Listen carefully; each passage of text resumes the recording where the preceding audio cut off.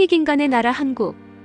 7만 년 역사의 한국은 중국을 업어 기르고 일본을 젖먹여 기르고 지구촌을 가르치고 악을 선으로 되돌린 부모 스승 임금의 나라. 현생인류 출현과 마고성 역사의 시작. 우선 자세하거나 구체적으로 명백히 알 수 없는 인간 생활 문화의 출발에 대하여 고고학적 연구와 인간 게놈 연구 결과 및 부도지의 기록 등을 참고하여 수필식으로 설명해 보고자 한다.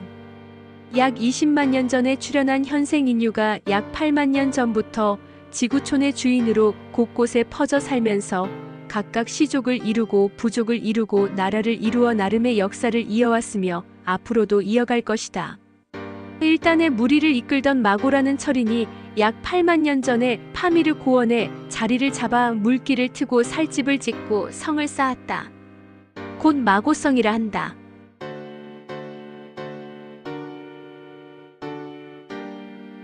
마고성에는 세 겹의 물길을 돌리고 각 물길마다 동서남북 사방으로 성문을 세워 모두 12개의 성문을 두었다. 마고성의 구조는 전설로 전해지는 아틀란티스의 원래의 모습과 같았다.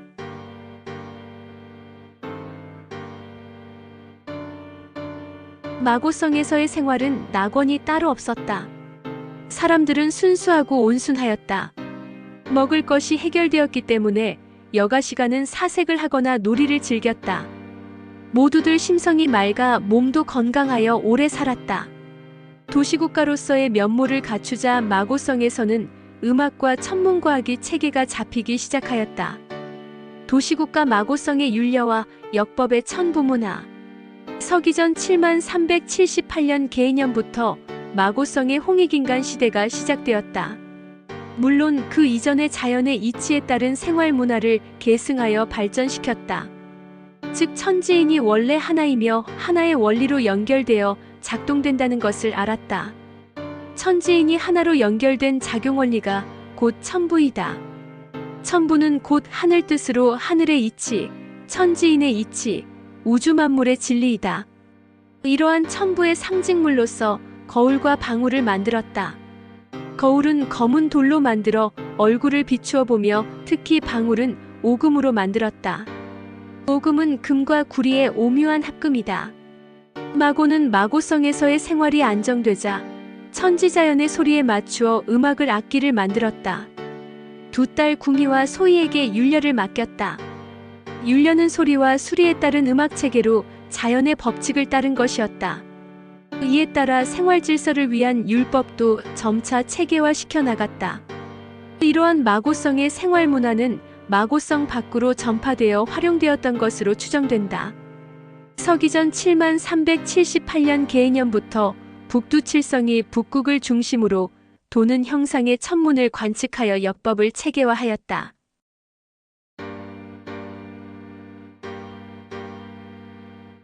마고성의 모든 생활 문화가 율려에 의하여 체계적으로 움직였다. 궁이와 소희의 각 두 아들은 양에 해당하는 율을 맡고 각 두 딸들은 음에 해당하는 열을 맡았다.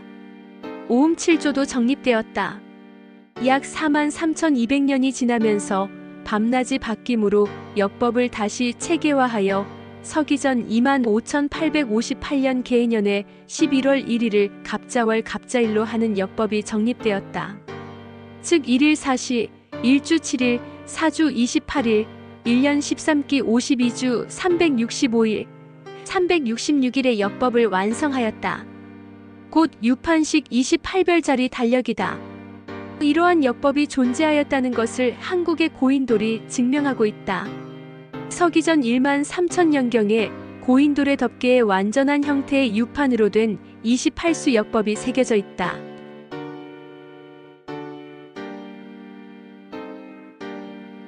이렇게 천문과학적으로 체계가 잡힌 역법은 마고성 밖의 여러 생활 집단에 전파되었다. 이러한 역법은 인도 역사학자들은 서기전 1만 4,500년경에 28수 역법을 사용하였다고 기록 분석 결과를 주장한다. 다만 이 28수 별자리는 한국의 별자리와 같은 것도 있고 다른 것도 있다.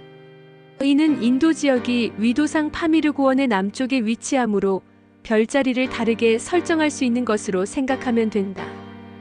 그런데 지금으로부터 9,500년경 전에 인도에서는 한국의 별자리와 같은 별자리인 자의 별자리를 28수 중에서 없애고 27수로 정립하였다.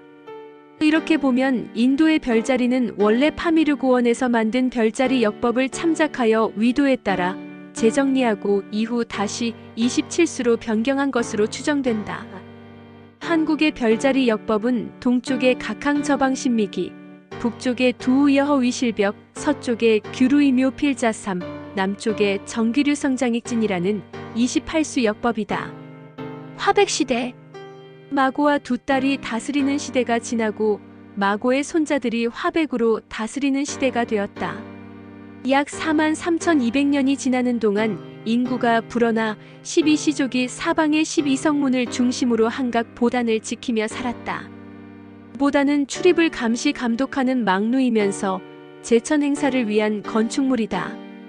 동서남북의 각 보단을 동보, 서보, 남보, 북보라고 부르고 북보와 동보의 사람들은 궁을 많이 만들었으며 남보와 서보의 사람들은 소를 많이 만들었다. 궁은 지금의 피라미드식 망루 겸 제천단이고 소는 지금의 탑 모양의 망루 겸 제천단이다.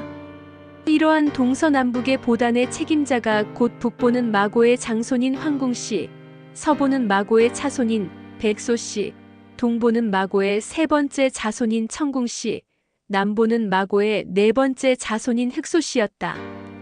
각 시족에는 다시 각 세파가 있어 서기전 8,000년경 사방분거시에 이르러 각 3,000명으로 불어나 합 12시족에 합 36,000명이 되었는데 남녀를 다 합하면 2배로서 결국 72,000명이 되는 셈이다. 마고성 밖에서는 사람들이 처음에는 자연의 순리에 맞추어 온순하게 살았으나 시간이 흐르면서 점차 생존 경쟁을 하게 되고 더 넘어 정복욕 등으로 인하여 약자의 기준으로 보면 악이라는 해를 입히는 일이 벌어지게 되었다. 천지인이 원래 하나에서 나왔고 사람이 원래 하나에서 나왔으나 시간이 흐르면서 서로가 원래 하나임을 망각하고 배타적이 됨으로써 온갖 악행이 행해지게 된 것이다. 서기전 1만 년 전까지만 하여도 사람들의 심성은 깨끗하여 자연을 사랑하며 생명을 주신 신의 은혜에 감사하여 정성으로 제사를 올리며 서로 배려하며 살았다. 그런데 낙원이던 마고성에도 변화가 찾아오게 되었다. 바로 기후변화였다. 서기전 1만 년경에 기후변화로 인한 식량난이 발생하였으나 마고성이라는 성곽의 도시에서는 아직도 서로를 배려하며 양보하는 미덕이 있었다. 그러나 서기전 8,000년경에 이르러 더 이상 한정된 곳에서는 사람들의 생명이 보장되지 아니하여 정착 생활을 이어갈 수 없게 되었다. 이러한 때 어쩔 수 없이 식성이 바뀌어 포도를 따먹게 되는 일이 벌어지게 되고 이에 혈액도 탁해짐에 따라 심성도 바뀌고 목숨도 짧아지게 되었다. 이리하여 서기전 8,000년경에 화백회의를 하여 마고성을 더 이상 파괴되지 않도록 남겨두고 사방으로 흩어져 살 길을 찾아 나서기로 하였다.